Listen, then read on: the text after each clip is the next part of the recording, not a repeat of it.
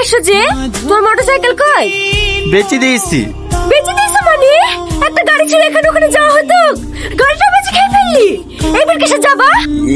দেখো না, 2000 টাকাতে সাইকেল কিনে আসনো, 6 মাস বাদে যখন পেঁয়াজ উঠবে তখন না নতুন গাড়ি নেবো। এই লাও ধরো। মোবাইল কোথায় পেলা? ওই গাড়িটা বেচি মোবাইলের এক জোড়া কানে নিয়ে এসছি, দেখো তোমার পছন্দ হয় কি।